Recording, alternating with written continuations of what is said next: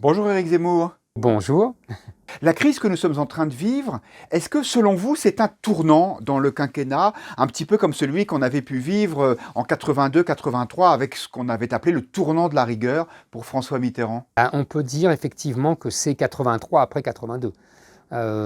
Effectivement, vous avez raison. On est là. Alors là, à l'époque, des Gilets jaunes, il avait déjà dit qu'il renonçait à respecter les 3%, vous savez, la fameuse règle de contrainte budgétaire dans Maastricht, qu'il avait promis au contraire d'appliquer strictement. Et là, maintenant, on voit qu'on est passé dans un tout autre ordre de grandeur. Là, la crise économique va être si terrible que on bazarde toute limite et que vous avez vu que même les autorités européennes sont contraintes de renoncer à tout ce qui a fait les règles maastrichtiennes depuis 30 ans. Là, on voit la BCE qui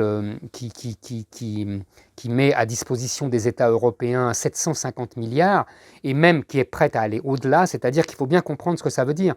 Ça veut dire qu'il n'y a plus de contrainte de la dette, puisque tous les pays européens peuvent faire n'importe quelle dette, la Banque centrale ramasse les dettes et donc crée de l'argent pour compenser les dettes. On ne se rend pas bien compte encore de ce que ça veut dire, mais ça veut dire que Maastricht est mort et que toutes les contraintes européennes sont finies. On y renonce. Alors, ça peut, si tous les pays sont d'accord, bon, ça c'est très bien, même s'il y aura peut-être des conséquences, il y aura peut-être le retour de l'inflation, j'en sais rien.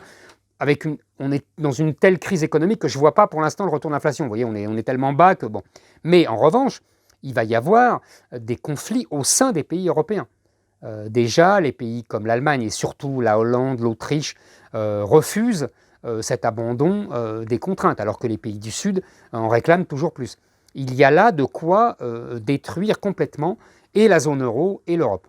D'ailleurs, Jacques Delors est sorti de son silence de vieil homme, puisqu'il a 94 ans, pour dire qu'effectivement l'Europe pouvait en mourir, d'autant plus que la solidarité entre les pays n'avait pas brillé par son évidence, on dira. Il y a toujours un problème avec les gens qui sont partisans de l'Union européenne, que je comprends, hein, je comprends le rêve européen, je comprends les arguments du nombre, etc. Je n'ai jamais été étranger à ce genre d'arguments.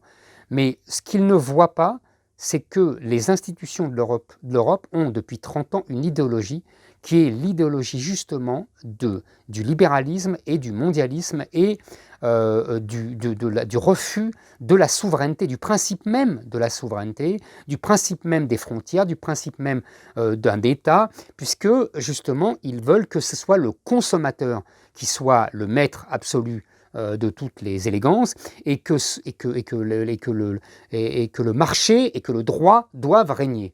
Et c'est ça que ne comprennent pas les gens comme Emmanuel Macron, mais c'est très classique chez les Français. Ils projettent la France, c'est-à-dire l'État-nation français, sur un État-nation européen. Sauf que les autres, et en particulier les gens de Bruxelles, n'ont pas ce rêve-là et n'ont pas cette idéologie-là. Et c'est l'éternel quiproquo, si j'ose dire, entre les partisans de l'Europe en France et les partisans de l'Europe ailleurs. Les partisans de l'Europe en France veulent la France en grand, et les autres ne veulent pas la France en grand.